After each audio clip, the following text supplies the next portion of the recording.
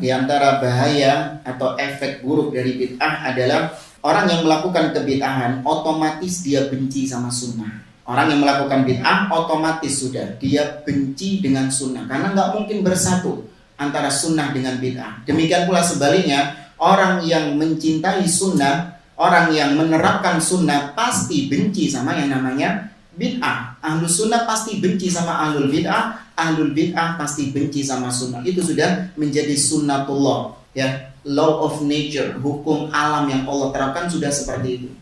Di antara bentuk atau di antara dalil yang menunjukkan bahwa bid'ah itu bisa menyebabkan benci terhadap sunnah, karena kebid'ahan yang dilakukan oleh seseorang bisa menyebabkan sunnah yang semisal dengannya jadi lenyap, ya, bisa menyebabkan sunnah yang semisal dengannya jadi lenyap. Kata Abdullah bin Abbas, "Ma ya'ti 'alan nasi min amin ahdatsu fihi bid'atan." Ya, ahdatsu fihi bid'atan wa tumitu fihi sunnatan hatta tahyal bid'u wa tamutu as-sunan. Tidaklah datang suatu zaman kepada manusia di mana mereka itu semarak berbuat bid'ah, melainkan pasti sunnah lenyap dari mereka. Ya, melainkan sunnah pasti mereka lenyap. Mereka itu menghidupkan bid'ah dan mematikan sunnah. Otomatis itu sudah.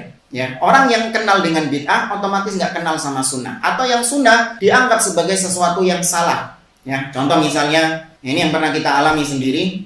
Bukan saya yang alami sih. Kita pernah mendapatkan kisah ini dari kawan kita. Suatu ketika kawan kita sedang melahirkan. Bukan kawan saya, istrinya dia melahirkan. Ketika melahirkan, si susternya ini tadi, ya, perawatnya ini tadi memerintahkan ayahnya untuk diadzani, ya, nggak diadzani. Oh maaf, nggak ada adzan ketika melahirkan bayi. Ya, hadis-hadis yang menjelaskan itu dhaif, lemah, sehingga nggak bisa dijadikan sebagai sandaran. Orang yang melakukannya dihukumi perbuatan bid'ah. Kemudian dia menerapkan sunnah. Ketika lahiran bayi, apa sunnahnya? Tahnik. Dia sudah siapkan kurmanya, dikunyah-kunyah sama dia sampai halus, kemudian diambil, ditaruh di mulutnya. Apa kata susternya tadi? Loh, pak, dia apa pak? Dia apa bayinya pak? Enggak, ini tahnik. Apa tahnik itu? Ya, yang tahu bid'ah, yang sunnah malah nggak tahu.